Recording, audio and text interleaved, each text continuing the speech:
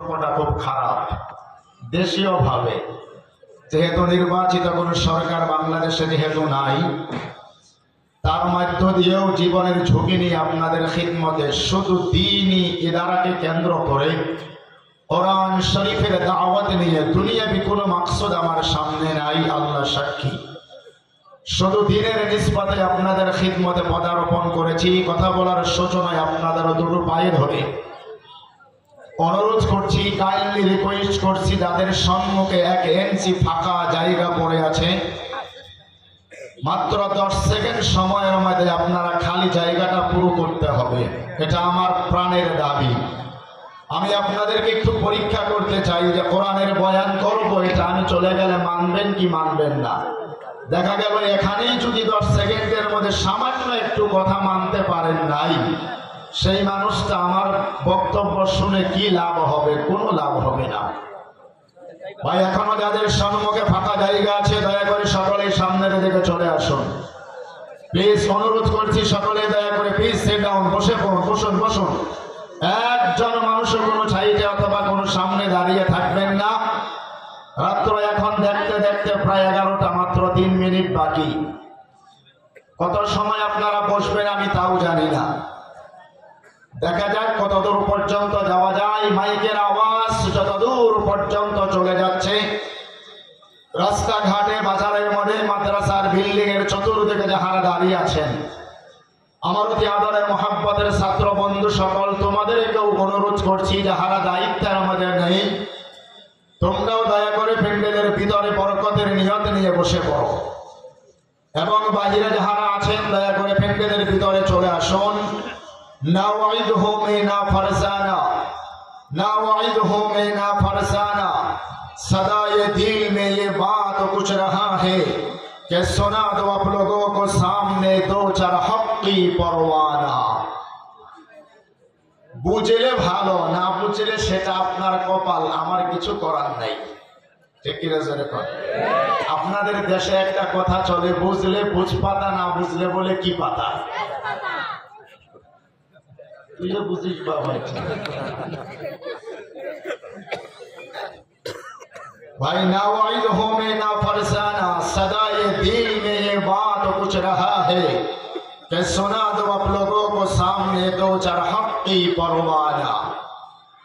मुसलमानों ने घबराओ, मुसलमानों ने घबराओ, खुदा की शान अभी भी बाकी है, अभी इस्लाम जिंदा है, अभी कुरान बाकी है। সকলে চিৎকার করে জোরে সোরে বলুন আল্লাহু আকবার, আল্লাহু আকবার, আরো জোরে বলুন। दो जहां की कामयाबी, दो जहां की कामयाबी अगर तुझे दरकार है, उसका दबान थाम लो जिसका मोहम्मद नाम है। खिलाफ राह पैगंबर, खिलाफ राह पैगंबर जो भी कदम उठाएगा, ना कभी रास्ता मिलेगा, ना कभी मंजिल मकसूद मिलेगा। जन्नत में सब कुछ है मेरे भाई, जन्नत में सब कुछ है, लेकिन मौत नहीं है। ठीक कि ना? चले बोलो। जन्नत में सब कुछ है लेकिन मौत नहीं है। ये कुरान में सब कुछ है लेकिन झूठ नहीं है। पता बोलो चलो, ठीक के ठीक ना? अल्लाह रब्बुल आलमीन बोले वतम्मत कलिमतु रब्बिका सिदक़न व अदला, ला मुबद्दिल लिकलिमातिही व हुवस समीउल আলিম। চিৎকার করে জোরে জোরে বলুন আল্লাহু আকবার। এই কুরআন শরীফের মধ্যে আমার আল্লাহ রাব্বুল আলামিন সূরা আনআম 8 নম্বর 12 প্রথম নম্বর পৃষ্ঠার মধ্যে 115 নম্বর আয়াত যেটা তিলাওয়াত করলাম, 1000 বছর আগে আমার আল্লাহ এই কোরআন শরীফের সূরা আনআমের 115 নম্বর আয়াত নাযিল করে পৃথিবীর সমস্ত মানুষকে জানিয়ে দিয়েছেন ওয়াতাম্মাত কালিমাতু রাব্বিকা সিদকা। এই কোরআন শরীফের আমাদের যতগুলি কথা আমি আল্লাহ বলেছি, পৃথিবীর সমস্ত কথাগুলি হলো সিদকা, তার মানে সত্য সত্য কথা। কি কথা জোরে বলুন, আরো জোরে। কার কার বিশ্বাস হয় না বাংলার মুসলমান হাত তুলে আমাকে দেখাও। আরে ভাই আমি বলছি কার কার বিশ্বাস হয় না তাকে হাত তুলে। কোরআন শরীফের ভিতরে যাহা কিছু আছে সত্য না অসত্য জোরে বলুন, আরো জোরে বলুন। এই কোরআন যখন পৃথিবীর মাটিতে নাযিল হওয়া আরম্ভ হয়ে গেল, বাংলার মুসলমান যুব বন্ধুরা ভাই মনিটরিং সাউন্ড একটু কমিয়ে দেন। এই দুনিয়াতে যখন কোরআনুল কারীম নাযিল হতে শুরু হয়ে গেল, কোরআনুল কারীমের সূরা আল বাকারা 2 নম্বর সূরা কোরআন শরীফের আল্লাহ জানিয়েছেন আলিফ লাম মিম। সকলে আমরা জানি কি জানি না বলুন, জানি কি জানি না? এক একটা লফজের মধ্যে 10টা করে নাকি হবে, পড়েন তো দেখি আলিফ লাম মিম। 30টা নাকি অলরেডি হয়ে গেল, বলুন সুবহানাল্লাহ। তার লগে লগে আমার আল্লাহ পাকে জানিয়েছেন এটার অর্থ হচ্ছে আল্লাহু আ'লামু বিমুরাদি, যার অর্থ পৃথিবীতে কেউ আমরা জানি না, তার লগে লগেই দেয়া আছে যালিকাল কিতাবু লা রাইবা ফি।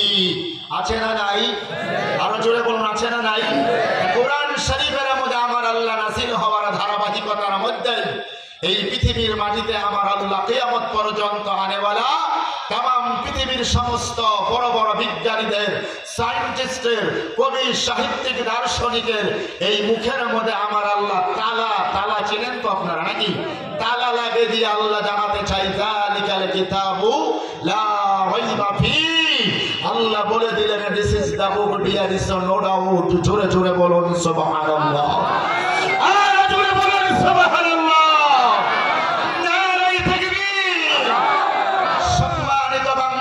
ঢাকা জেলার দামরাই অঞ্চলের মুসলমান বাবা জানেরা, কোরআন পৃথিবীতে আমার আপনার জন্য আল্লাহ হিদায়াতের মশাল করে পৃথিবীতে নাযিল করেছে।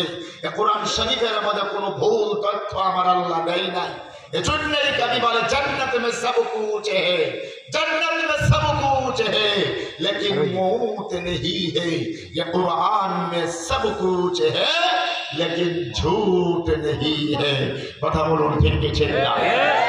শ্রদ্ধাভাজন সম্মানিত মুসলমান মুরব্বিয়ান সমাজ, অনারেবল রেসপেক্টেড শ্রদ্ধাভাজন, আজকে হাতকুরা জামিয়া বাইরুল ইসলাম দাওরাই হাদিস মাদ্রাসা ওয়া ইয়াতিমখানার উদ্যোগে 2 দিন ব্যাপী ইসলামী মহাসম্মেলন আজকে সমাপনী রজনী মাহফিলের সভাপতি হযরত জনাব মাওলানা আলহাজ জনাব মোহাম্মদ আব্দুল হালিম শিকদার সাহিব আহমদ বরকাতুহুমুল আলিয়া আতালাল্লাহু উমরাহু ওয়া বারাকাল্লাহু ফি হায়াতি আব্দুল হামিদ শিকদার। সকলেই বলি আমিন আমিন।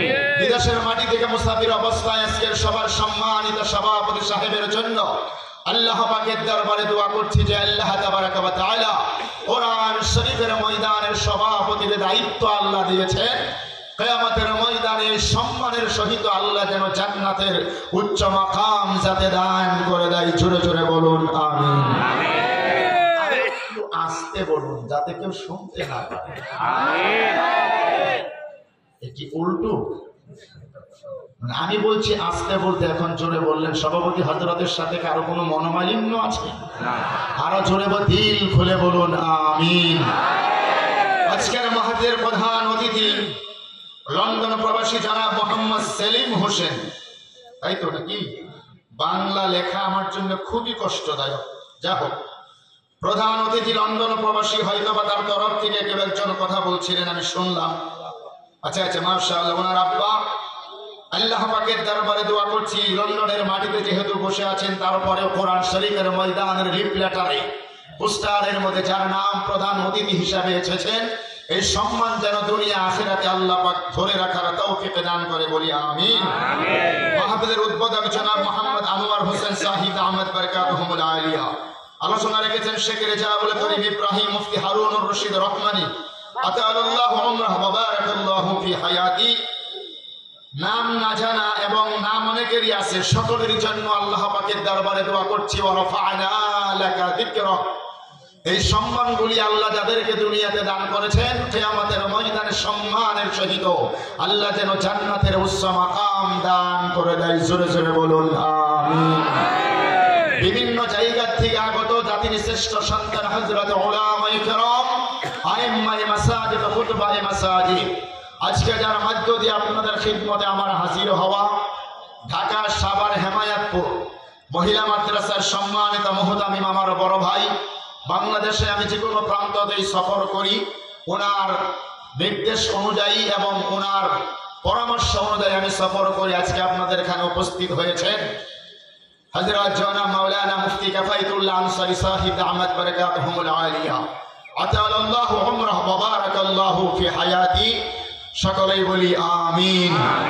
আমার সামনে বসে থাকা অত্র অঞ্চলের বিভিন্ন জায়গা থেকে পঙ্গপালের মতো ছুটে আসা দিন পিপাসু, ইসলাম পিপাসু, কুরআন পিপাসু সম্মানিত মুরব্বিয়ান সমাজ, সুশিক্ষিত ভদ্রমণ্ডলী, যাদের মেরুদণ্ড সমতুল্য আমার প্রাণ তুল্য হৃদয়ের গহীনের মধ্যে যাদের জায়গা, এই বিশ্বের মানচিত্রে ইসলাম তথা দেশ তথা দেশের সার্বভৌমত্ব রক্ষা করার জন্য পৃথিবীর মাটিতে সবচাইতে যাহারা বেশি জীবন দিয়েছিলেন, হযরত খালিদ বিন ওয়ালিদ রাদিয়াল্লাহু তাআলা আনহুর উত্তরসূরি, হযরত ওমর ফারুক রাদিয়াল্লাহু তাআলা আনহুর উত্তরসূরি, এতটা অঞ্চলের সুশিক্ষিত আদরের মহব্বতের কলিজার টুকরা যুবক বন্ধু সকল, সম্মানিত সর্বগুণে গুণান্বিত শ্রদ্ধেয় মা এবং বোনেরা, অতি আদরের মহব্বতের স্কুল কলেজ তথা মাদ্রাসার ছাত্র ভাইরা, অতি মহব্বতের ছোট্ট ছোট্ট সোনামণিরা,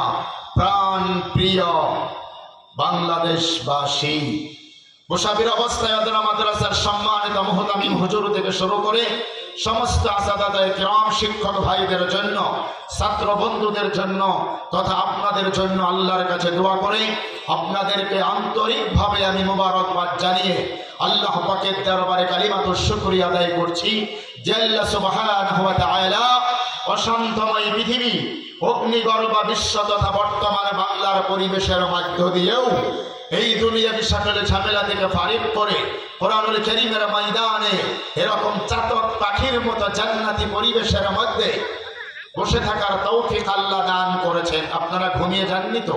না। জেগে আছেন বাবা? কে কে ঘুমিয়ে গেছেন একটু হাত তুলেন তো দিদি। একজন ঘুমিয়ে গেছেন?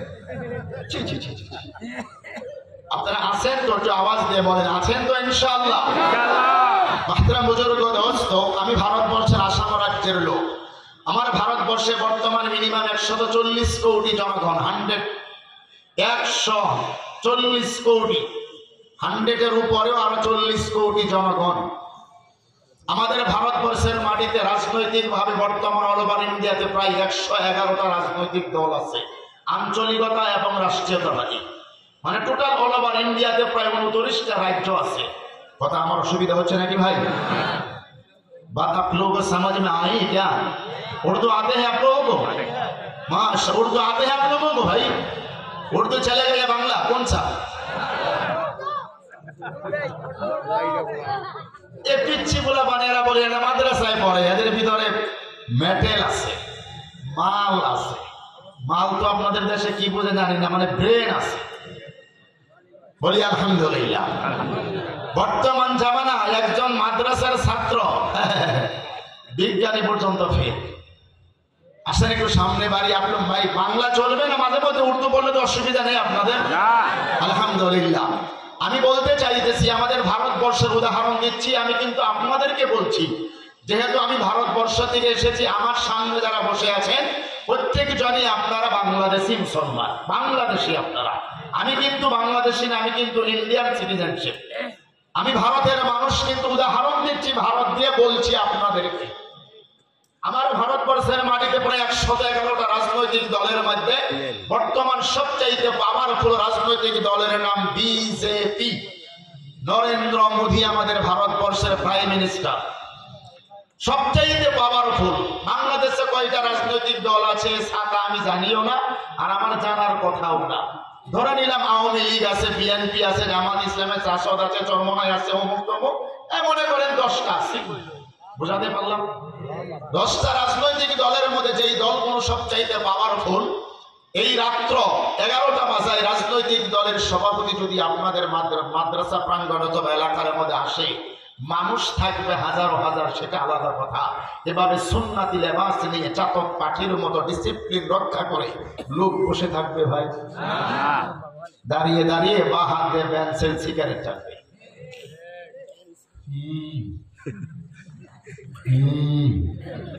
মনে এক মাস ধরে আপনারা রোজা রেখে আছেন, রমজান মাস চলছে বাংলাদেশে নাকি? খোদা লেগেছে, আপনারা বসেছেন মাগরিবের পর, আমি জানি এখন 11টা 10 হয়ে গেছে, কটা পর্যন্ত থাকবেন আমি তাও জানি না। আপনারাও চলে যাব, আরম্ভ করবেন, আমিও দোয়া দিয়ে দেবো, কারণ কালেকশন তো হয়ে গেছে। আর মাদ্রাসার যা জরুরত এবং যা শুনলাম আমার কাছে বড় ভালো লেগেছে। অসংখ্য মাদ্রাসাগুলিতে আমরা যাই, বাজেট থাকে ঘাটি 71 লক্ষ টাকা নাকি শুনলাম, 78 লক্ষ সারা বছরে কালেকশন খরচ, 71 লক্ষ কালেকশন এবং 68 লক্ষ খরচ। তাই তো হিসাব দিলে মোটামুটি 2-3 লক্ষ টাকা অ্যাকাউন্ট এখনো আছে। এটা আপনাদের এলাকার জন্য, মাদ্রাসার কমিটি তথা মাদ্রাসার মুহতামিম হুজুর তথা মাদ্রাসার জন্য একটি শুভ লক্ষণ। বলুন আলহামদুলিল্লাহ। আমি যে কথাটা জানাতে চাইতেছিলাম, রাজনৈতিক দলের মধ্যে যখন মানুষেরা যায় এভাবে সুন্নাতি লেবাস নিয়ে রাত্র 12টা পর্যন্ত বসে থাকে না। তামাম পৃথিবীর মাটিতে একটাই মাত্র ময়দান, একটাই মাত্র জায়গা আছে, যেই জায়গার মধ্যে গিয়ে মানুষ 2 ঘন্টা 3 ঘন্টা 5 ঘন্টা 10 ঘন্টা ফজর পর্যন্ত একমাত্র কোরআনের মহাব্বতে, নবীর মহাব্বতে, জান্নাতের আশায়, জাহান্নামের ভয়ে, কবরের আযাব থেকে নিজেকে বাঁচানোর জন্য এগুলো মাহফিলের মধ্যে লোক বসে থাকে। কথা বলুন জোরে, ঠিক ঠিক। যে আল্লাহ সুবহানাহু ওয়া তাআলা আজকে আমাকে আর আপনাকে কোরআনের ময়দানের মধ্যে এক এবং এক হয়ে এমন সুন্দর পরিবেশের মধ্যে কিছুটা সময় অতিবাহিত করার তৌফিক দান করলেন। দিল থেকে আল্লাহ পাকের দরবারে কালিমাতুর শুকরিয়া আদায় করে সকলেই জোরে সোরে একবার পড়ছি আলহামদুলিল্লাহ। 80% মানুষেরা বলে নাই, 20% বলেছে আলহামদুলিল্লাহ, কিন্তু 80% মুখটা এভাবে বলে নাই। সকলে দিল খুলে আল্লাহ শুকরিয়া আরেকবার আদায় করে বলুন আলহামদুলিল্লাহ। তারপরে পরে আকাই নামদার তাজদার মদিনা, দো জাহানের বাদশা রহমাতুল লিল আলামিন, নবী আকরাম রাসূল মুকাররম, সারা বিশ্বের দুলাল আমিনার লাল সাইয়্যিদুল মুরসালিন, শাফিউল মুযনিবিন, যিনি এই পৃথিবীর মাটিতে আমার আপনার জন্য মুক্তির দিশারি, কিয়ামতের ময়দানে যেই নবী আমার আপনার জন্য শাফাআতকারী। মেরে ভাই, কিয়ামতের ময়দানে নবী যদি আমাদেরকে শাফাআত না করে, আল্লাহর নবীর বিনা শাফাআতে জান্নাতে যেতে পারবেন এমন বুকের পাঠা আছে তো ইনশাআল্লাহ? ভাই আসন সামনে বাড়ি। সেই নবী বলেছেন আল মাদ্রাসাতু বাইতি, মাদ্রাসা হলো আমি নবীর ঘর। মাদ্রাসায় যারা এডুকেশন হাসিল করার জন্য মা এবং বাবার বুককে খালি করে বন্ধু ভাই আত্মীয় স্বজন সকলকে সেরেছে, ফুলুরের মধ্যে ঠান্ডার মধ্যে পড়ে তাহাজ্জুদের সময় 2 রাকাত নামাজের মধ্যে দাঁড়িয়ে চোখের পানি ফেলে হাউ মাউ করে করে কান্দে আর বলে রব্বি জিদনি ইলমা, রব্বি জিদনি ইলমান নাফিআ ওয়া আমালান সালিহা। এই মাদ্রাসার ছাত্রগুলো বিশ্বনবী জানিয়েছেন এরা হলো আমি নবীজির খাস মেহমান। বুজুর্গ দোস্ত, সেই নবীজি পৃথিবীর মাটিতে আমার আপনার জন্য এসেছিলেন মুক্তির দিশারি হয়ে। কিয়ামতের ময়দানে নবী আমাকে আপনাকে শাফাআত করে আল্লাহর জান্নাত পর্যন্ত পৌঁছায়া দেবে। সেই নবীজির উম্মত হতে পেরে আমরা সকলেই খুশি তো বাবা? আপনারা বাংলার মুসলমান দিন থেকে বলতেছি, মাঝে মধ্যে আমার বড় আফসোস এবং পরিতাপের বিষয় হয়ে দাঁড়ায় আজকে তামাম পৃথিবী তথা বাংলাদেশের মুসলমান যুব বন্ধুদের চরিত্রের দিকে লক্ষ্য যদি আমি করি, আমার এই লজ্জায় মাথাটা নিচু হয়ে যায়। কেউ খারাপ পাবেন না বাবা। এখানে যারা বসে আছেন আমি আপনাদের কাউকে চিনিও না জানিও না। উঠেন কে ভাই? এ ভাই, ও ব্রাদার, প্লিজ সিট ডাউন। কই যাচ্ছে? কষ্ট হচ্ছে আপনাদের না? আর কষ্ট হওয়ার ব্যাপারে ভাই 11টা পার হয়ে গেছে, আমি জানি, বললাম তো আগে। আধা ঘন্টার সময় আল্লাহর দ্বীনের জন্য আমাকে আপনারা ভিক্ষা দিতে পারবেন তো ভাই? আমাকে হুজুর বারবার ফোনে জানাইতেছে যে হুজুর 9:45 আপনাকে বসাবো, 9:45 দেবো, এভাবে আলোচনা হচ্ছিল যখন আসছিলাম। তবে হয়তো কিছু কাজ থাকে, এটা আমি কোনো দুঃখিত না। সমস্ত মাদ্রাসার সিস্টেমগুলো আপনাদেরকে জানানো হলো। আমি এসে পরে আধা ঘন্টার মতো স্টেজে বসলাম, আপনারা দেখেছেন। আমাকে আধা ঘন্টা আগে দিল, আমি আমার আলোচনা শুরু করতাম। এবার আসুন, যেহেতু যে সময় আল্লাহ পাকের সিদ্ধান্ত অনুযায়ী দেওয়া হলো, আমি আপনাদেরকে সঙ্গে নিয়ে এখন থেকে শুরু করে আধা ঘন্টা সময় যদি আল্লাহর দ্বীনের জন্য আপনাদের কাছে চাই, দিতে রাজি আছেন তো বাবা? ইনশাআল্লাহ। কারা কারা দেবেন একটু তো হাত তুলে আমার আল্লাহকে দেখান। আল্লাহ কবুল করা, জোরে বলুন আমিন। ভাই খুব জরুরত ছাড়া প্রস্রাব পায়খানা, যাদের ডায়াবেটিস আছে, প্রস্রাব পায়খানার খুব যদি চাপ হয়, যত সময় পর্যন্ত নিজেকে কন্ট্রোল করতে পারবেন কন্ট্রোল করবেন। এবং বিড়ি, বাংলাদেশের মানুষ খুব বিড়ি খায়, খায় না ভাই? আপনাদের এখানে খায় না, কিন্তু খায়। বিড়ি খাবারের বিষয়ে যদি কেউ উঠেন তাহলে কিন্তু অসুবিধা আছে, আমি কিন্তু উঠতে দেব না। কথা বুঝেন তো? আমার মানে বিড়ি খাবার বিষয়ে কেউ যাবেন না তো? আল্লাহ আমাদেরকে কবুল করুক, জোরে বলুন আমিন। আগে বুজুর্গ দোস্ত বলতেছিলাম, বিশ্বনবী পৃথিবীতে আমার আপনার মুক্তির দিশারি। আজকে তাম পৃথিবী বিশ্ববিখ্যাত বিজ্ঞানীরা, দুনিয়ার মাটিতে সায়েন্টিস্টেরা, কবি সাহিত্যিক, দার্শনিকেরা, আমরা তো ভারতের মানুষ, লেখাপড়ার দিক দিয়ে আমাদের গুরুত্ব আপনাদের চাইতে 1000 গুণ বেশি। এটা ভুল বোঝার কোনো কারণ নাই, অবশ্যই যেটা সত্য কথা। আমাদের দেশে 3 বছর ছাত্র ছেলে মেয়েদেরকে নিয়ে হোস্টেলে রেখে আসা হয়। প্রত্যেকজন গার্জেন, অভিভাবকে চিন্তা করে আমার ছেলেটা ডক্টর হবে, ইঞ্জিনিয়ার হবে, আমার ছেলেটা বিসিএস ক্যাডার হবে, প্লাটের বিমানের পাইলট হবে, ট্রেনের পাইলট হবে। যত গরিব মানুষই হোক না কেন, প্রত্যেকজন মানুষের এই মেন্টালিটি আমার দেশে। কিন্তু আপনার দেশে হাজারো মানুষ আছে আলহামদুলিল্লাহ, ওই তুলনায় শিক্ষার গতি ব্যাখ্যা আমাদের তুলনায় অনেকটাই কম। এটা কিন্তু আমি আপনাদেরকে ছোট করছি না, ভুল বুঝবেন না। আপনার দেশে নাবালক ছেলেরা চায়ের দোকানে কাজ করতেছে, আমি বাস্তবে দেখেছি। ট্রেন লাইনে বাদাম বিক্রি করছে। এই বয়সের একটা ছেলে তামাম ভারতবর্ষ ঘুরে, আপনি 8-10 বছরের একটা ছেলেকে দেখবেন না এই ছেলেটা কাজ করতেছে। যদি করে, ওকে চাইল্ডের তরফ থেকে একটা বিভাগ আছে, সরকারি বিভাগে ধরে নিয়ে যায়। মা বাবা যদি জীবিত থাকে, তোমার ছেলে 8 বছরের বয়স, তুমি তোমার ছেলেটাকে কাজে লাগাইছো, স্কুল কলেজ বাদ দিয়ে, লেখাপড়া বাদ দিয়ে, এ মা বাবার নামে মামলা হবে। যদি ছেলেটা এতিম হয়, সরকারের তরফ থেকে একে এডুকেশনের শিক্ষার ব্যবস্থা করা হয়। কথা কি বোঝাতে পারতেছি ভাই? এজন্যই আমি আপনাদের খিদমতে বলতেছি, অন্যদিকে আপনি নিবেন না, নেওয়ার চেষ্টা করবেন না। আমি যেটা বোঝাতে চাইতেছি, আমার দেশের মানুষেরা শিক্ষার উপরেই জীবনটা শেষ করে দেয়। এটাকে দুনিয়াতে এতটাই গুরুত্ব দেয়, আর এটাই দেওয়া প্রয়োজন। 1000 বছর আগে আমার নবী জানিয়েছেন, যদি এডুকেশন, ইলম, শিক্ষা যদি পৃথিবীতে হাসিল করার জন্য, যেই জামানার মধ্যে বিমান ছিল না, ট্রেন ছিল না, তারপরে আপনার কি বলে লঞ্চ ছিল না, মক্কার জমিন থেকে চীনের কথা নবী জানিয়েছেন, যদি চীন দেশেও যেতে হয়, তারপরেও শিক্ষার জন্য তোমরা সেই চীনের প্রাচীরে পৌঁছে যাও। এ কথা নবী আমার বলেছে না বলেন? জোরে বলেন ভাই। আসুন এবার সামনে বাড়ি। আজকের পৃথিবী বিজ্ঞানের জামানা, আজকের পৃথিবী সায়েন্টিস্টের জামানা, আজকের পৃথিবী টেকনোলজির জামানা। এই জায়গার মধ্যে যত মানুষ বসে আছে, 95% মানুষের হাতের মধ্যে অ্যান্ড্রয়েড মোবাইল আছে, আছে না ভাই? কথা বলে আছে না? এই জায়গার মধ্যে বসে আপনার ছেলেটা লন্ডনে আছে, আপনার ছেলেটা প্রবাসে আছে, আপনার ছেলেটা সৌদি, বাহরাইন, কাতার, লন্ডন, প্যারিস, হংকং, যে কোনো জায়গার মধ্যে আছে। এই জায়গার মধ্যে বসে আপনার ছেলের সাথে আপনি ইমোতে, মেসেঞ্জারে, ইনস্টাগ্রামে, হোয়াটসঅ্যাপে ভিডিও কলে কথা বলছেন এবং এটা জিজ্ঞাসা করছেন, বাবা কি দিয়ে খাবার খেয়েছ? বাবাই জবাব দিচ্ছে, আব্বু আমি পাঙ্খাস মাছ দিয়ে অথবা ইলিশ মাছ দিয়ে অথবা গরুর মাংস দিয়ে খাবার খেলাম। বাড়িতে আম্মু কেমন আছে? এভাবে ভিডিও কলে কথা হয়ে মনে হচ্ছে আমার ছেলেটা আমার 1 হাত দূরে থেকে এই কথা বলতেছে।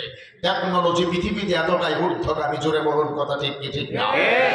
আজকের দুনিয়ার সেমিনারের মধ্যে তামাম পৃথিবী বিশ্ববিখ্যাত একজন বিজ্ঞানীরা, doctor Edwin Hubble, attention please ভাই, আমার দিকে লক্ষ্য করুন। ডক্টর এডুইন হ্যাবেল আমার মতো আপনার মতো স্বাভাবিক কোনো মানুষ নই। বিশ্ববিখ্যাত বিজ্ঞানী doctor Michael H Hart, doctor George Barnes, doctor Lauren বুকের মতো বিশ্ববিখ্যাত বিজ্ঞানীরা আজকের দুনিয়াতে আমার আপনার নবীজি শরীফ নবীজি সাল্লাল্লাহু আলাইহি ওয়াসাল্লাম এক একটা সুন্নাতের উপরে, কিসের উপরে? আরো জোরে সুন্নাত, বুঝেন তো নাকি? সুন্নাতের উপরে, নবীজির সিরাত এবং সূরতের উপরে, নবীজির জিন্দেগি লাইফ স্টাইলের উপরে রিসার্চ করে করে, গবেষণা করে করে করে করে করে আজকে দুনিয়াতে বিশ্ববিখ্যাত বিজ্ঞানীরা কলেমার পতাকা ধারণ করে এ কোরআনের কাছে মাথা নত করে মুসলমান হয়ে যাইতেছে।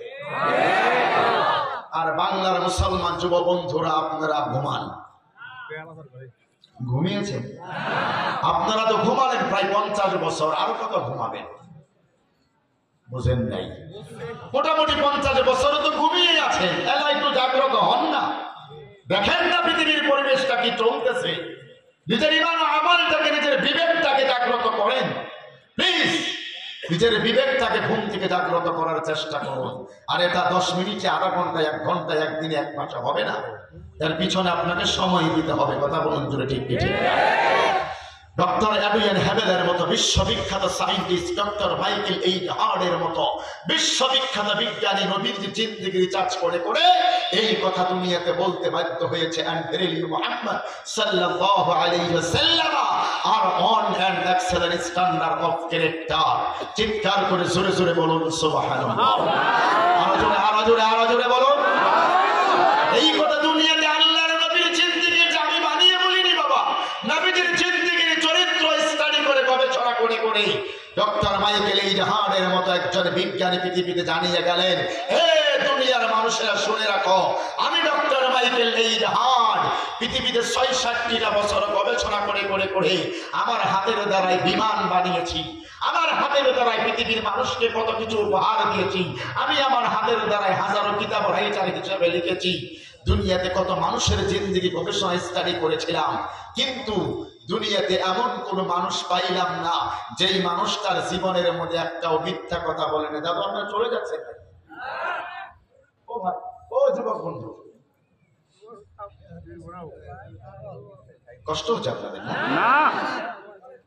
আল্লাহর বান্দা না, সারা রাত সম্ভব না। আসলে একটু সামনে যাবেই কিছু মানুষ এটার মধ্যে, কিন্তু যুবক কোনো মানুষ যদি উঠেন রে ভাই, আমি তো বয়ান শুরুই করি না, এভাবে তো 10 মিনিট আমাদের যাই বক্তব্য। আমি খুতবাও করি না, খুতবা পড়তেও আমার 10 মিনিট সময় লাগতো। আমি তাও করেছি, আমি সময়ের দিকে লক্ষ্য করে পড়িনি।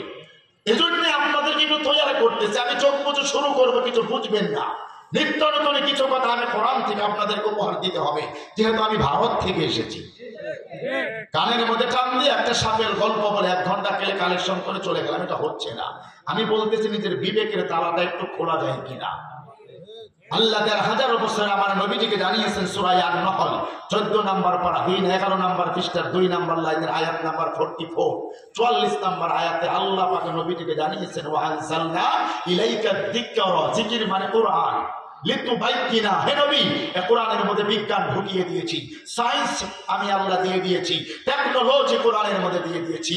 আমি আল্লাহর বান্দাদেরকে লিতুবাইয়িনা লিন-নাস, উপযুক্ত দলিল এবং প্রমাণ সহকারে বিজ্ঞানের দ্বারাই, সায়েন্সের দ্বারাই সমকালীন যুগের লোকেরা যেইভাবে কোরআন বুঝতে পারে, আমার বান্দাদেরকে ঠিক তেমন ভাবে আপনি কোরআন বুঝাবেন। আল্লাহ আমাদেরকে কবুল করুক। জোরে বলুন আমিন, আর জোরে বলুন আমিন।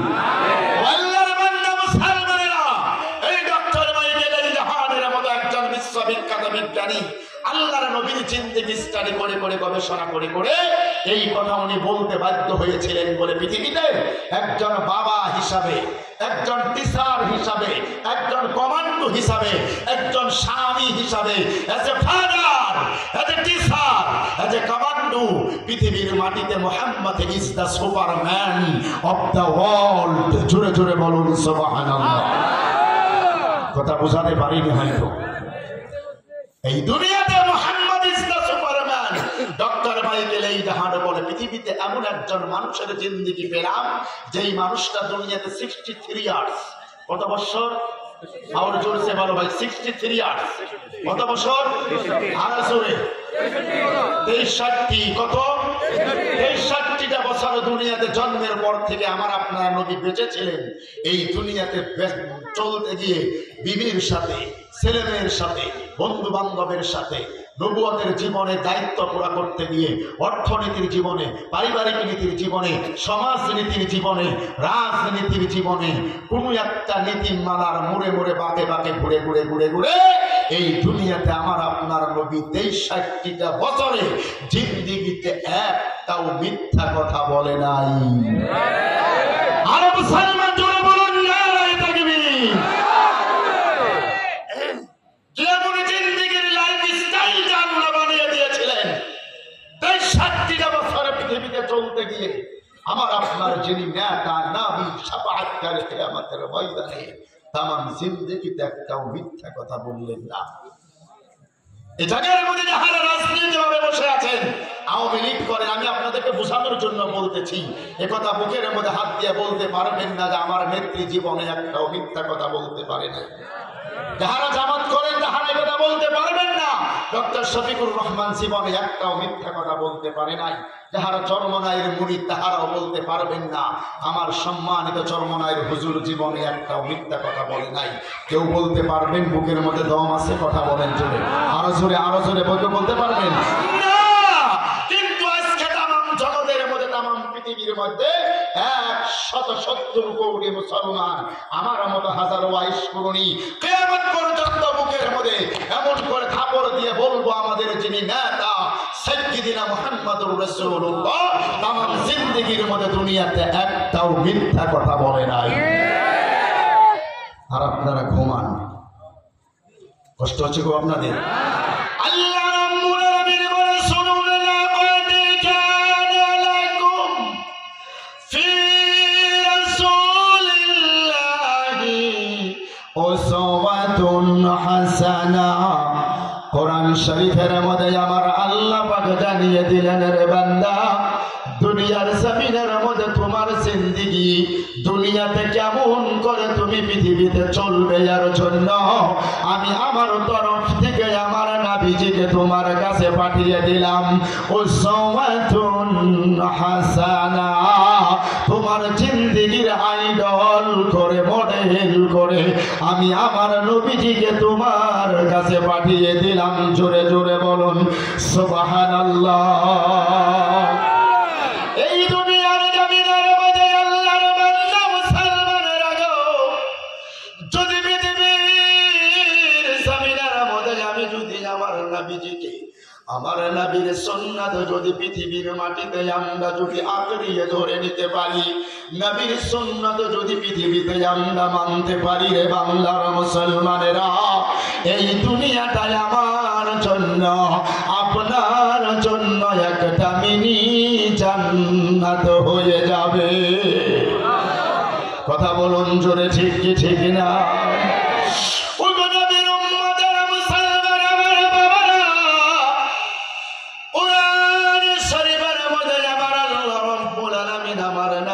পৃথিবীর মাটিতে পাঠিয়ে দেওয়ার যতগুলি কারণ, তার মধ্যে আল্লাহ রাব্বুল আলামিন বলেন, এই পৃথিবীতে আমার নবী, ইয়া আইয়ুহার রাসূল বাল্লিগ মা উনজিলা ইলাইকা মির রাব্বিক, আমি আল্লাহর তরফ থেকে যে কোরআন আপনার উপরে নাযিল করেছি রে বাবা, বাল্লিগ এটাকে বলা হয় আমরের সেগা, ইংরেজিতে বলা হয় this is my order, so follow.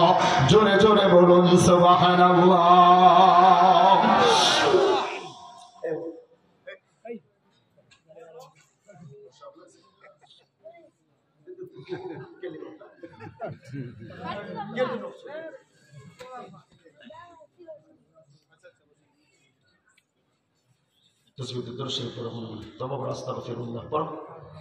মনে মনে বলো আস্তাগফিরুল্লাহ। ওগো আল্লাহর নবীর উম্মতেরা মুসলমানেরা গো, আল্লাহ রাব্বুল আলামিন আমার নবীকে জানিয়ে দিলেন, বলেন নবী গো, এই দুনিয়াতে আমি আল্লাহ রাব্বুল আলামিন আপনাকে যতগুলি কারণের জন্য দুনিয়াতে পাঠিয়ে দিয়েছি, তার মধ্যে এক নাম্বার কারণ হলো বাল্লিগ মা উনজিলা ইলাইকা মির রাব্বিক, আমি আল্লাহ পাকের তরফ থেকে পাঠানো কোরআন শরীফের দায়িত্বটা অপরের কাছে কাছে দাওয়াত পৌঁছিয়ে দেন। This is my order, so follow. জোরে জোরে বলুন সুবহানাল্লাহ।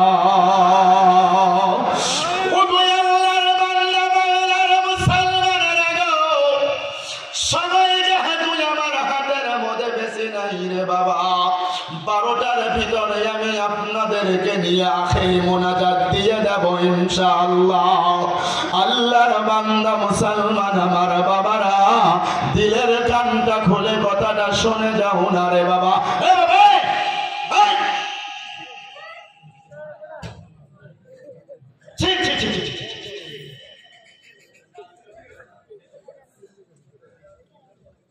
আল্লাহুম্মা সাল্লি আলা সাইয়্যিদিনা মাওলানা মুহাম্মদ ওয়া আলা আলি সাইয়্যিদিনা মাওলানা মুহাম্মদ। আল্লাহুম্মা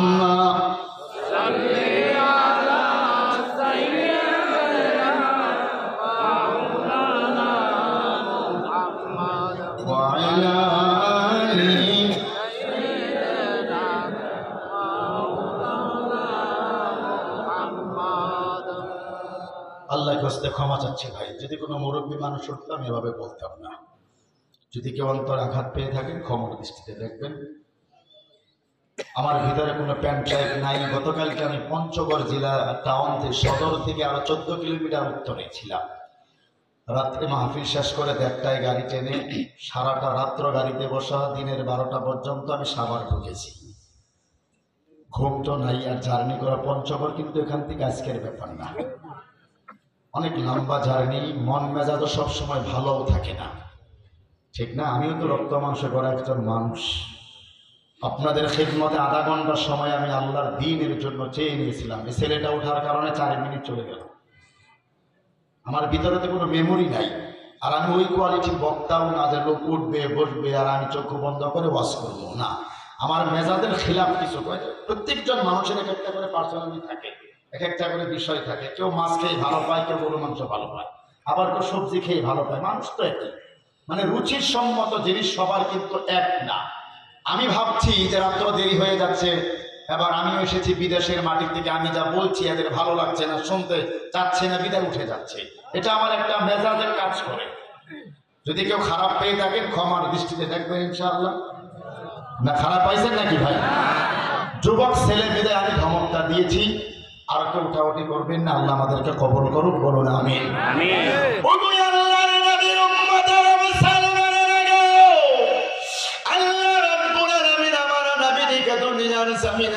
কোরআন শরীফের দাওয়াত দিয়ে পাঠিয়ে দিলেন রে বাবা। মাঝে মধ্যে আমি গতকালকেও বেরোছিলাম পঞ্চগড়ের মাটিতে। এই বাংলাদেশের মাটিতে যতটা কোরআনের প্রচার করা হয়, তাফসীর মাহফিল হয়, ওয়াজ মাহফিল হয়, ইসলামী মহাসম্মেলন হয়, এত মাহফিল কোরআনের প্রচার বিশ্বের অন্য কোনো দেশে কিন্তু এত হয় না। ঠিক কিনা জোরে বলুন আপনারা? এমন মানুষের জায়গার মধ্যে বসে আছেন, হয়তো আছেন বহুত মানুষ যার কবি যাহারা এরকম প্র্যাকটিক্যাল ভাবে হযরত মাওলানা দেলোয়ার হোসেন সাইদি হুজুরের মুখ থেকে কোরআনের তাফসীর শুনেছেন। এমন মানুষ কানে নাই চারজন আছে? এই তো মাশাআল্লাহ অনেকেই আছেন। আমি হাত তুলতে বলিনি, আমি বোঝানোর জন্য উদাহরণ দিচ্ছি। এমন মানুষ এই জায়গার মধ্যে বসে আছেন। হযরত মাওলানা নজরুল ইসলাম কাসিমি হুজুর বর্তমান বাংলাদেশের মাটিতে একজন উল্লেখযোগ্য আলিম তথা একজন আলোচক, তার জবান থেকে কথা শুনেছেন হাফিজুর রহমান সিদ্দিকী হাফিজাহুল্লাহ, ডক্টর মিজানুর রহমান আজহারি, মুফতি আমির হামজা, এরকম বলতে গেলে অসংখ্য উলামা একরাম। এদের মতো মানুষের জবান থেকে সকলেই হয়তোবা 1, 2 বার, 5 বার, 10 বার আপনারা বয়ান শুনেছেন। বুজুর্গ দোস্ত, যে মানুষটা ডক্টর মিজানুর রহমান আজহারির বক্তব্য ডাইরেক্ট শুনেছে, তার কাছে আমার বস্তু ভালো লাগা সম্ভব। আমি তো সেইভাবে উপস্থাপন করতে পারবো না, আর সেই যোগ্যতাটাও আমার নাই, বাস্তব কথা এটা। তারপর আপনারা বসে আছেন, কষ্ট হচ্ছে না তো আপনাদের? কোরআনের দাওয়াত নিয়ে পৃথিবীতে যুগে যুগে নবীদেরকে আল্লাহ নবীদের যাওয়ার পর হযরতে উলামা একরামের এই কাঁধের উপর কি সময় আল্লাহর নবী দায়িত্ব দিয়ে গেছেন। নবীজি জানিয়েছেন আল উলামা ওয়ারাসাতুল আম্বিয়া, আমি নবীজির ইলমে নবুয়তের উত্তরাধিকারী হযরত উলামায়ে কেরাম। নবীজি জানিয়েছেন আল উলামা উম্মতি কাআম্বিয়া বানি ইসরাঈল। আমি নবীজির ইলমে নবুয়তের উত্তরাধিকারী একজন উলামায়ে কেরাম, বানি ইসরাঈলের একজন নবীর চাইতে সম্মান আল্লাহর কাছে আছে। আরো জোরে বলুন সুবহানাল্লাহ। সেই উলামায়ে কেরাম গড়ার কারখানা দাওরায়ে হাদিস পর্যন্ত মাদ্রাসা আজকে আপনাদের এই জায়গার মধ্যে, এই মাদ্রাসার মধ্যে উলামায়ে কেরামের গোডাউনের ভিতরে, ফ্যাক্টরির ভিতরে আমরা বসে আছি বাবা। এজন্য এই কথা বলতে একটু চিন্তা করে বলতে হয়, শুনলেও একটু চিন্তাজনিত কারণে আমাদেরকে শুনতে হবে। আল্লাহ যেন আমাদের দুই পক্ষকে কবুল করে নেয়। জোরে জোরে বলুন আমিন। পৃথিবীর মাটিতে কোরআনের দাওয়াত দিতে আরম্ভ করলো, আপনারা জানেন মক্কার কাফির বেঈমানেরা আমার নবীজিকে ফুলের মালা দিয়েছিলেন না পাথরে মেরেছিলেন? জোরে, আরো জোরে। এটা আল্লাহ ভালো করে জানতো যে আমার নবীজিকে যখন আমি মক্কার জমিনের 40 বছর বয়সে আমার নবীজিকে নবুয়তের দায়িত্ব দিয়ে পাঠিয়ে দিলাম, আমার বান্দাদের কাছে যখন আমার দয়ার নবী, আমার কলিজার টুকরা মায়ার নবী যখন যাবে, যেই চেহারার মধ্যে জীবনে সূর্যের তাপ লাগে নাই, যেই চেহারার মধ্যে জীবনে মশামাছি বসে নাই, যেই চেহারাটা আমার আল্লাহ নূরের দ্বারাই সৃষ্টি করেছিলেন, যেই চেহারাটা দুনিয়াতে দেখার জন্য বিশ্বর হাজার লাখ মানুষ পাগলের মতো পাগলামি করত দেখার জন্য, যেই চেহারাটা একবার দেখার পর একজন ক্ষুধার্ত মানুষের ক্ষুধা নিবারণ হয়ে যাইত, পিপাসা মানুষের কণ্ঠের পিপাসা মিটে যাইত। জোরে জোরে বলুন সুবহানাল্লাহ। এই আমার নবী মায়েরা নবী যখন পৃথিবীতে কোরআনের দাওয়াত নিয়ে যাবে, আমার নবীর বিরুদ্ধে ষড়যন্ত্র হবে, আমার নবীজির উপরে পাথর মারবে, আমার নবীজির উপরে অন্যায় অত্যাচার জুলুম নির্যাতন হবে। করবে কি করবে না? জোরে বলুন। আল্লাহ রাব্বুল আলামিন বলে শুনুন, ওয়াইদি ইয়ামকুরু বিকাল্লাযিনা কাফারু লিয়ুসিবিতুকা আও ইয়াকতুলুকা আও ইউখরিজুক। চিৎকার করে জোরে জোরে বলুন নাউযু বিল্লাহ।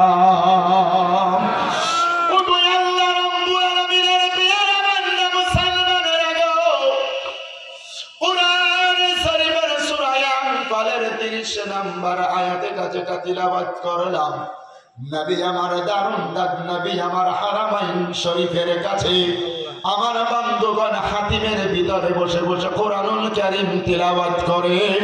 এমন সময় আবু জেহেল, উতবা, শাইবা, আবু সুফিয়ান, বিবি হান্দা, বন্ধুগণ ওলীদ ইবনে মুগীরা, এদের মতো বড় বড় কাফির বেঈমানেরা দারুন নাদওয়ার বৈঠকের মধ্যে বসে কোরআন তথা নবীর বিরুদ্ধে তিনটা সিদ্ধান্ত নিয়ে নিলেন। জোরে জোরে বলুন নাউযু বিল্লাহ। আল্লাহ রাব্বুল আলামিন বলেন, নবীকে এই মাত্র দারুন নাদওয়ার বৈঠকের মধ্যে আবু জেহেল তড়িঘড়ি করে সিদ্ধান্ত নিয়েছেন, ওয়াইদ ইয়ামকুরু বিকাল্লাযিনা কাফারু লিয়ুসবিতুকা। তার মানে আপনাকে আমরণ কারাদণ্ড দিয়ে যাবে, পৃথিবীর মাটিতে আপনাকে ওরা বের হতে দেবে না। আপনারা জানেন লম্বা আয়াতের এই আলোচনাটাই আমি লম্বা করতে চাই না রে বাবা। আল্লাহর নবী এবং মক্কার সাহাবায়ে কেরাম প্রায় 53 জন সাহাবা, এর মধ্যে 11 জন মহিলা এবং 42 জন পুরুষ মানুষ সহ আল্লাহর নবী সহ শিয়াবি আবি তালিবের কেন্দ্রীয় জেলখানার মধ্যে ঢুকিয়ে দেওয়া হলো। কথা বলুন জোরে, ঠিক কি ঠিক না রে বাবা? নবী আমার জেলখানার মধ্যে যখন পড়ে গেছেন 53 জন সাহাবা, মক্কার বেঈমানেরা আমার নবীজিকে খাবারও খেতে দেয় না, বাজার থেকে কিছু নেওয়ার জন্য তাহারা দেয় না। আল্লাহর নবীর সাহাবা এবং নবীজির খাবারের অভাবে পেটের ক্ষুধার যন্ত্রণায় নবীর সাহাবাদের পেট এবং পিঠের মাংসটা এমন একাকার হয়ে গেছে, চিৎকার করে জোরে জোরে বলুন নাউযু বিল্লাহ।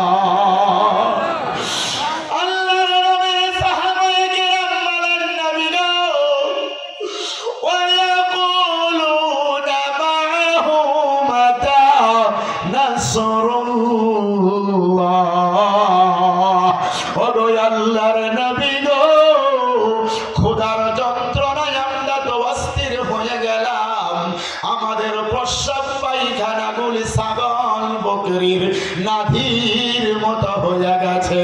ওগো আল্লাহর নবী গো বলুন, মাহু মাতা নাসরুল্লাহ, আল্লাহর তরফ থেকে আমাদের উপরে কোন সময় সহায় আসবে? জোরে জোরে বলুন সুবহানাল্লাহ।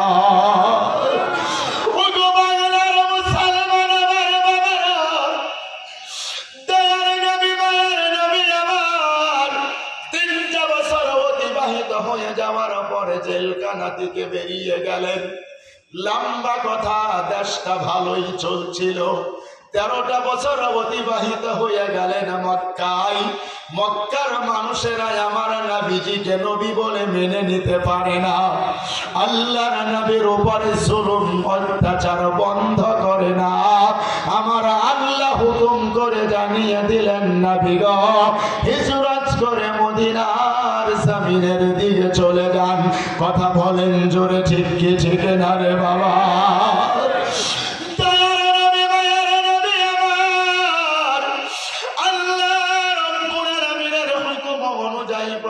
তায়েফে হিজরত করেছিলেন।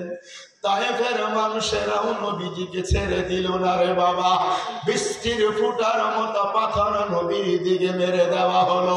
আল্লাহর নবীর শরীরের জুব্বাগুলি ছিঁড়ে গিয়ে রক্তগুলি বেয়ে বেয়ে বেয়ে বেয়ে বেয়ে বেয়ে আমার নবীজির পায়ের মধ্যে চামড়ার চুতুর মধ্যে জমা হয়ে গেল। নবী আমার যখন হেঁটে হেঁটে যাই গো, আল্লাহর নবীর পা থেকে চপ চপ চপ চপ এমন আওয়াজ বের হতে আরম্ভ হয়ে গেল। নবী আমার 3টা জায়গার মধ্যে পড়ে গেলেন। জিবরাইল ফেরেশতা নবীর কাছে হাজির হয়ে বলেন, ইয়া রাসূলুল্লাহ, এই তায়েফের 2 সাইডে 2টা পাহাড়, পাহাড়ে আম্বার, পাহাড়ে মুআম্মার, একত্রিত করে দেই, তায়েফবাসীকে ধ্বংস করে দেই। আল্লাহর নবী বলতেছেন, ওরে জিবরাইল, আজকে তায়েফের মানুষেরা আমাকে নবী বলে মেনে নেয় না, এদেরকে যদি মেরে ফেলো, আগামীকাল কোথাও যাব সেখানেও তো মানবে না, তাদের কেউ মেরে ফেলো। এমন করে মারতে মারতে যদি পৃথিবীটাই ধ্বংস হয়ে যায়, আমি নবীজি কার কাছে পৌঁছে দিব? লা ইলাহা ইল্লাল্লাহ, লা ইলাহা ইল্লাল্লাহ, আরো জোরে লা ইলাহা ইল্লাল্লাহ। আরে ভাই জোরছে লা ইলাহা ইল্লাল্লাহ, লা ইলাহা ইল্লাল্লাহ, মুহাম্মাদুর রাসূলুল্লাহ। জোরে জোরে বলুন সাল্লাল্লাহু আলাইহি ওয়াসাল্লাম। কষ্ট হয় নাকি বাবা আপনাদের?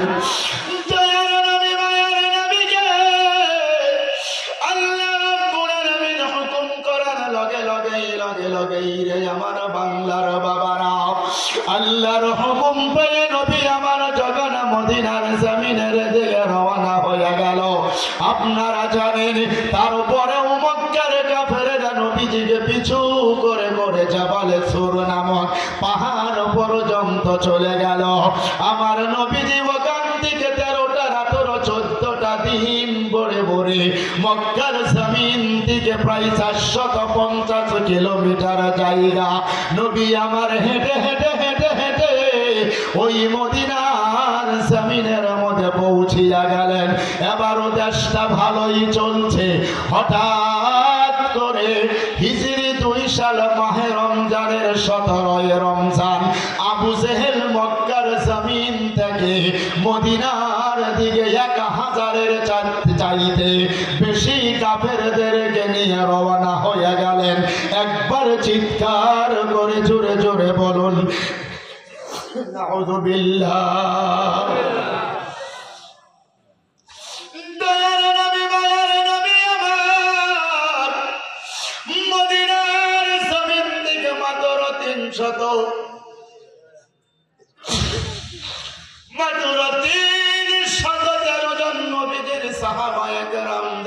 নিয়ে রমজান মাস ছিলেন, বদরের ময়দানে চলে গেল। আল্লাহ পাকের দয়া হয়ে গেলেন, নবীর দোয়াটা কবুল হয়ে গেল। বদরের ময়দানের মুসলমানদেরকে আমার আল্লাহ পাক জাবালে বান্দগান মালাইকা নামক পাহাড়ের মধ্যে আল্লাহ ফেরেশতা নাজিল করিয়া বদরের মুসলমানদেরকে আল্লাহ বাঁচায়া দিলেন। আর জোরে বলুন সুবহানাল্লাহ।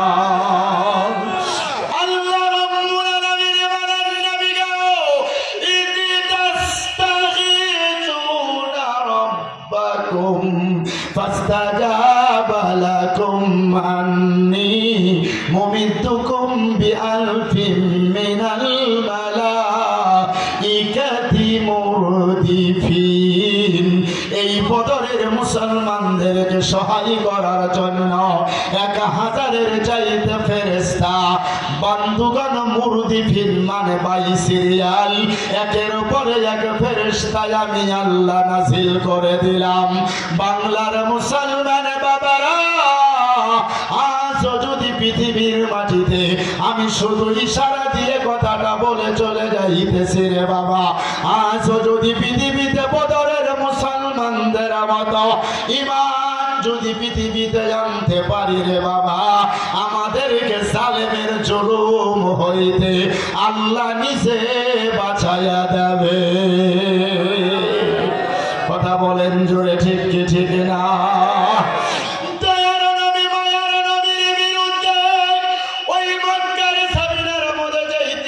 সিদ্ধান্ত নিয়েছিলেন একটা মাত্র বলেছি। 2 নম্বরে আল্লাহ বলেন আমার দিকে তাকান, আবিয়াক তুলুকা, তার মানে কি? জোরে জোরে বলুন আপনারা, জোরে বলুন। কি বলেছেন এটা বুঝতে পেরেছেন তো বাবা? মক্কার কাফেরদের সিদ্ধান্ত হলো আবিয়াকুলুকা, আমরা মুহাম্মদকে দুনিয়ার জমিন থেকে কতল করে ফেলবো। বুঝে থাকলে জোরে জোরে বলুন নাউযুবিল্লাহ।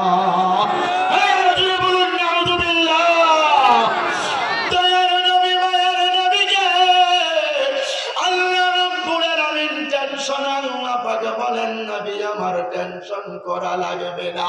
ওয়ায়ামকুরুনা ওয়ায়ামকুরুল্লাহ, আমি আল্লাহ আছি পৃথিবীতে, আল্লাহু খায়রুল মাকিরিন। এই মক্কার জমিনের কাফির বেঈমানেরা যত ষড়যন্ত্র করবে গানাবি, আমি আল্লাহ আছি সব চাইতে উপরে ষড়যন্ত্র করনেওয়ালা। আল্লাহ অন্য জায়গার মধ্যে বলে আল্লাহু ইয়াসিমুকা, আমি আল্লাহ আছি নবী আপনাকে বাঁচাবো। আর জোরে বলেন সুবহানাল্লাহ।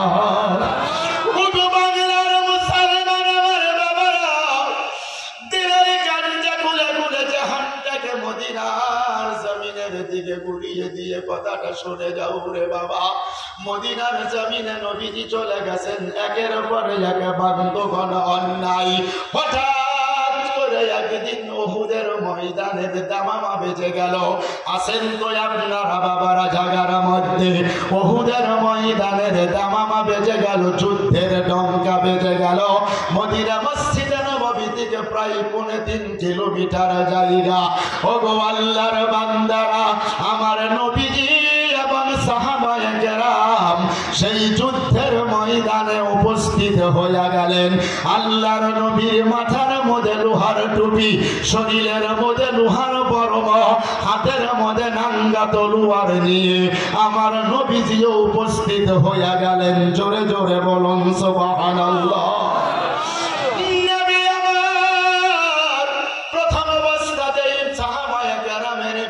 হয়ে গিয়েছিলেন। লম্বা কথা আমি আপনাদেরকে বোঝার জন্য শুধু কথাটা বলি রে বাবা। বন্ধুগণ, হঠাৎ করে সাহাবায়ে কেরামের একটা ভুলের কারণে যুদ্ধের ময়দানে পরবর্তীতে পরাজয় করা লাগল। হঠাৎ করে বেঈমানদের আক্রমণে প্রায় 70 জন সাহাবা আল্লাহর নবীর চাচা আমির বীর হামজা সহ উহুদের ময়দানে শহীদ হইয়া গেলেন। জোরে জোরে বলুন নাউযুবিল্লাহ।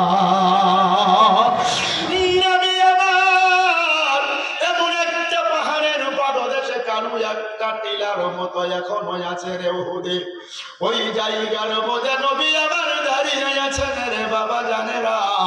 চতুর্দিকে বেঈমানেরা তীর নিয়ে বল্লম নিয়ে নাদা নিয়ে দাঁড়িয়ে গেল।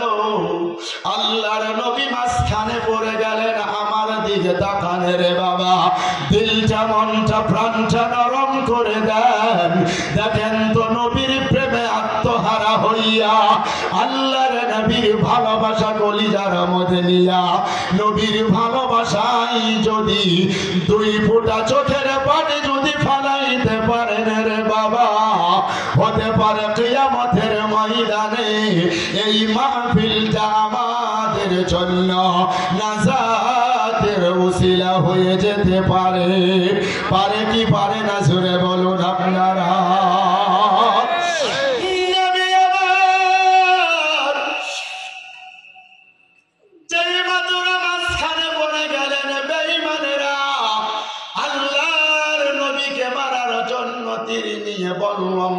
ধনুক নিয়ে দাঁড়িয়ে গেল।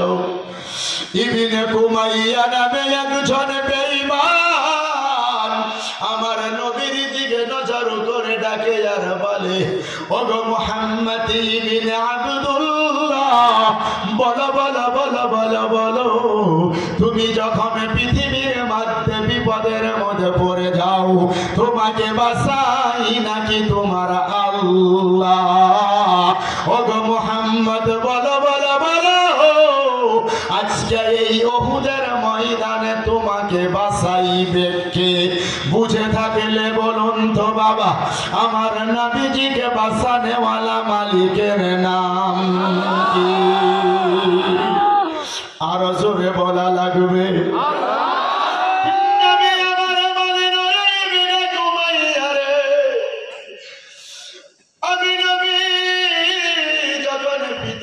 মাটিতে বিপদের মধ্যে পড়ে যাই গো, আমি নবীজিকে বাঁচানেওয়ালা একমাত্র কেবলমাত্র শুধুমাত্র মালিকের নাম হলো আমার আল্লাহ। ইবনে কুমাইয়া রে, আজকে তো উহুদের ময়দানের পরিবেশ বেশি ভালো দেখা যায় না।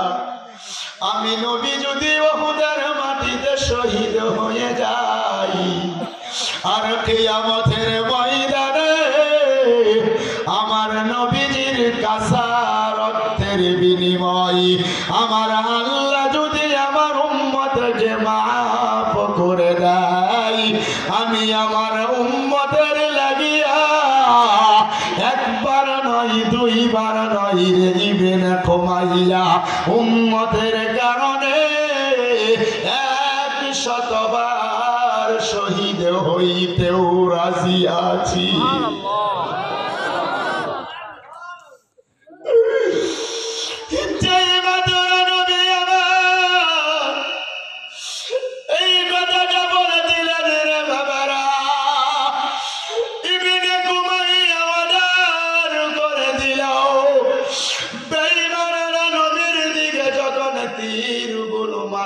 শুরু করে দিলেন, বৃষ্টির ফুটার মতো নবীর দিকে তীরগুলো ছুড়ে দেয়।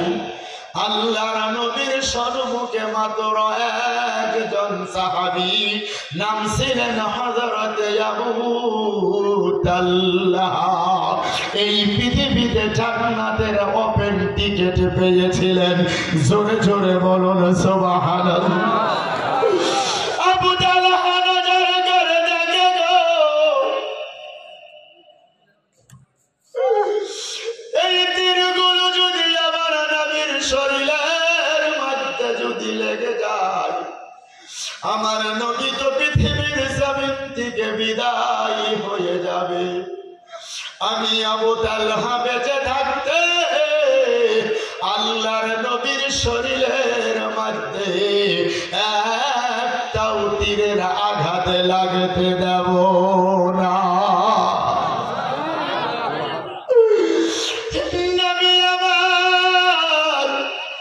চেহারাটা মলিন হয়ে গেছে, পরিবেশ তো বেশি ভালো নাই রে বাবা। ইবনে কুমাইয়ায় হযরতে আবু তালহা আমার নবীজিকে বুকের মধ্যে আনসায়া বুঝেন তো নাকি, বুকের মধ্যে জড়িয়ে ধরা বুঝেন তো নাকি, কি বলেন আপনারা বলেন? জড়িয়ে ধরিয়ে নিয়ে একটা চিৎকার মেরে যেই দিক দিকে বেঈমানেরা তীরগুলো ছুড়ে দেয়, আবু তালহা কুরআন দিয়ে নিজের পিঠটাকে সেই তীরের সামনে তুলে ধরে। একটা তীর আমার নবীজির শরীরের মধ্যে লাগতে দেয় না। ওগো বাংলার মুসলমানেরা গো, কলিজাটা ফেটে যাইতেছে রে। কি দিয়ে আমি আপনাদেরকে কথাটা বুঝিয়ে চলে যাব রে বন্ধুরা। 70 থেকে 80টা যুদ্ধের ধারালো তীর আবু তালহার পিঠের মধ্যে লেগে আছে। গল গল করে করে পিঠ দিয়ে রক্তগুলো মাটির মধ্যে পড়ে যায়। আল্লাহর নবীকে বাঁচাতে গিয়ে একটা তীরের আঘাত আমার নবীজির শরীরের মধ্যে লাগতে দিল না। এই যে বেঈমানি বিনে কুমাইয়া নজর করে দেখে গো, একটা তীর তো নবীজির শরীরের মধ্যে লাগে নাই। এমন করে বলল হাতের মধ্যে নিয়ে দৌড়ে দৌড়ে নবীর দিকে নজর করে বল্লম ছুঁড়ে মারলো। আবু তালহা নজর করে দেখে এই বল্লমটা যদি আমার রাসূলের শরীরের মধ্যে যদি লাগে গো, আল্লাহর নবী তো পৃথিবীর জমিন থেকে বিদায় হয়ে যাবে। আমার নবীজিকে একটা চিৎকার মেরে বুকের মধ্যে পাঞ্জা দিয়ে জড়িয়ে ধরিয়ে ঘোরান দিয়ে বল্লমের সামনে নিজের পিঠটাকে তুলে ধরল।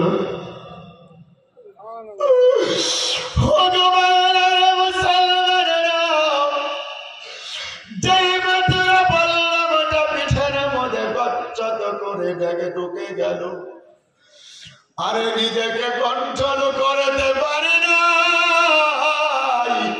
মাটির মধ্যে সেন্সলেস হয়ে যখন পড়ে যাচ্ছিল রে বাবা, নবী আমার ডেকে ডেকে বলে, ওই আবু তালহা রে কি হয়ে গেল? আবু তালহা ডাকে আর বলেন, ইয়া রাসূলুল্লাহ, ইয়া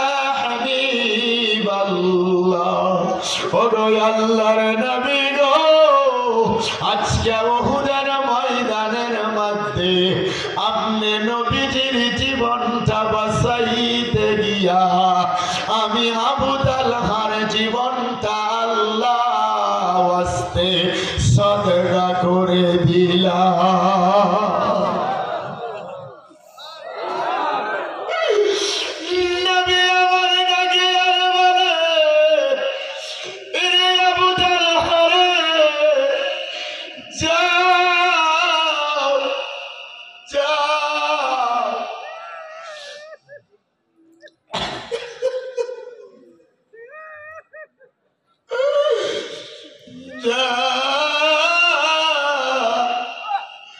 দেখা হবে কিয়ামতের ময়দানে জান্নাতের ভিতরে।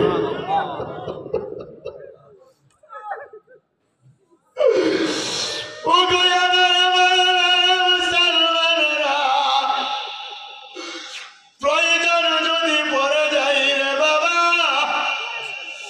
দুখানা পায়ের মধ্যে হাতে রেখে বলে চলে যায়, ওই নবীজিকে দুনিয়াতে ভুলে যেও না।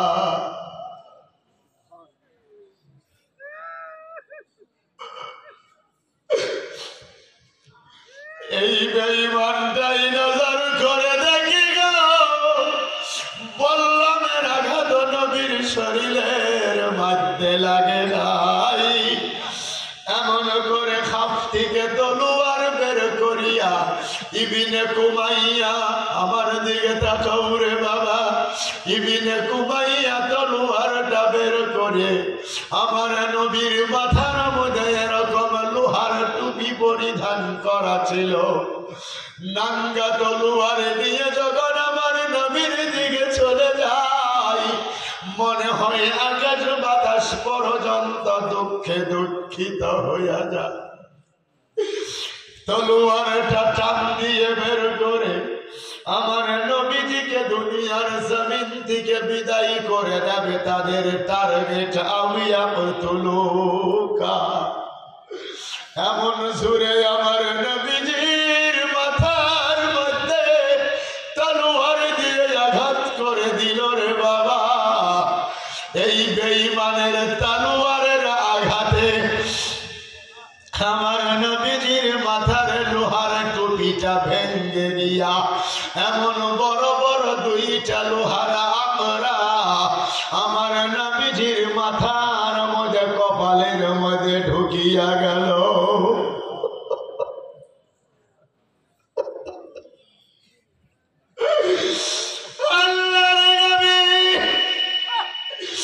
মাথাটা ঘুরান দিয়ে মাটির মধ্যে যখন বসে বললেন, এই দুইখানা বরকতের হাত নবী আমার মাথার মধ্যে এমন করে চেপে দিয়ে মুখের মধ্যে তোলে এনে চোখের সামনে নজর করে নবী আমার হাতের দিকে তাকায়া তাকায়া দেখে আল্লাহর নবীর দুইখানা হাত নবীর মাথার রক্ত দিয়া বোঝাই হইয়া গেছে।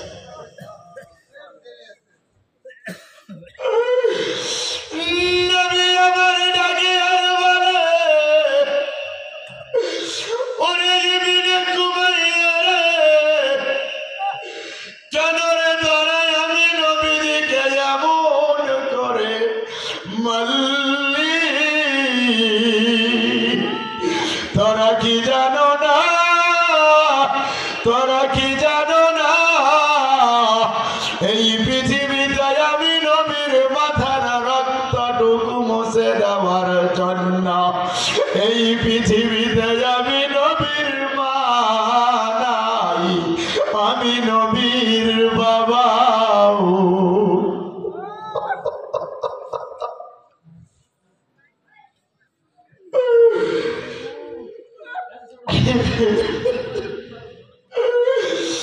কেন রে আমি নবীজির এমন করে মারলি? বাংলার মুসলমানেরা যাদের এই কলিজার মধ্যে সামান্যটুকু নবীর ভালোবাসায় আছে রে বাবা, তোমার চোখের মধ্যে কাঁচা মরিচ লাগিয়ে দিলেও পানি বের হয় না। এই যে পৃথিবীতে চোখের পানি দাঁড়িয়ে গিয়ে জুব্বার মধ্যে পড়ে যাচ্ছে, বাংলার মুসলমানেরা মনে রাখবা এই চোখের পানি কিন্তু কোনোদিনও মিথ্যা কথা বলে না। নবী আমার বলে, বিনে ঘুমাইয়া রে, আমি নবীজির কেন রে তোরা এমন করে মারলি? এই পৃথিবীতে আমি নবীজির রক্তটুকু মুছে দেওয়ার জন্য এই দুনিয়াতে আমি নবীর মা নাই, আমি নবীর বাবা না।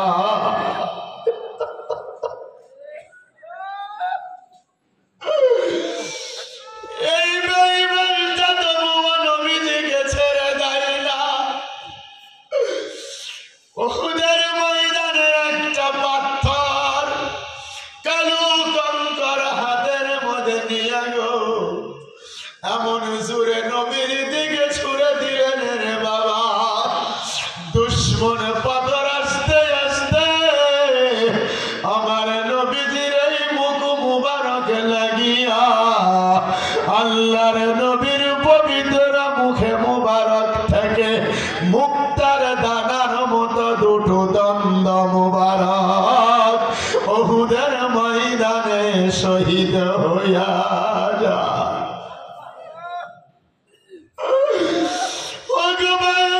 মুসলমানেরা এই জায়গার মধ্যে যারা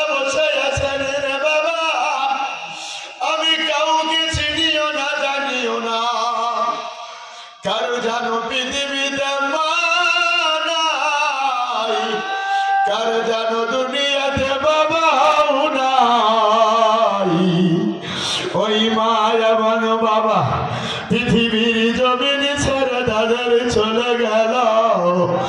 আমি ওয়াইশ করুনি আমার জীবনে 4 বার হজ বাইতুল্লাহ করেছি রে বাবা। এই 2 খানা হাত দিয়া কাবার কালো চাদরটা কতবার ধরেছি আমার নিজেরও মনে নাই।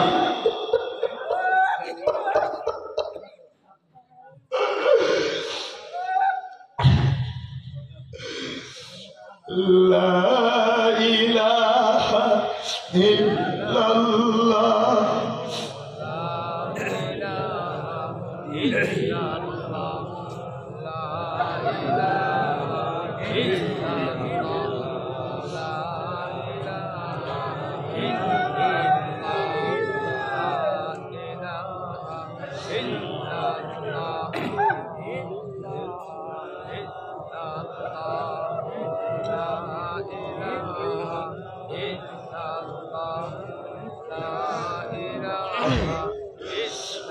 বাংলার মুসলমান আমার বাবারা, আমি জীবনে 2টো বয়ান করতে পারি না। 1 নম্বরে মা এবং বাবা, 2 নম্বরে মদিনার কথা মনে হয়ে গেলে আমার আর কলিজা স্তব্ধ হয়ে যায়, আমার কণ্ঠনালী বন্ধ হয়ে যায় রে বাবা।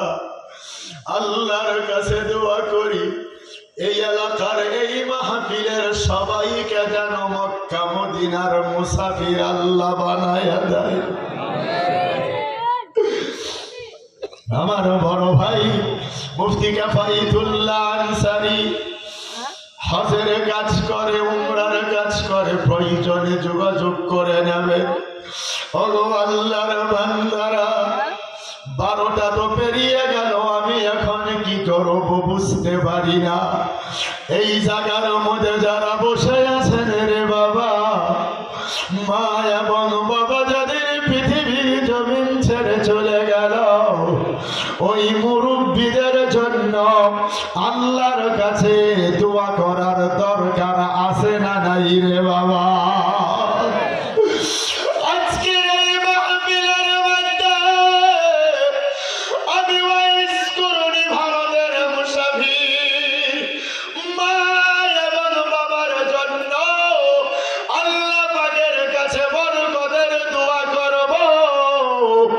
এই মাহফিলের মধ্যে লক্ষ লক্ষ টাকায় আপনারা আদায় দিয়েছেন রে বাবা। মাত্র 2 মিনিটের মধ্যে বয়ান আমি পরে করছি, কথাটা জানো কেন মনে হয়ে গেল বলে দিলাম রে বাবা।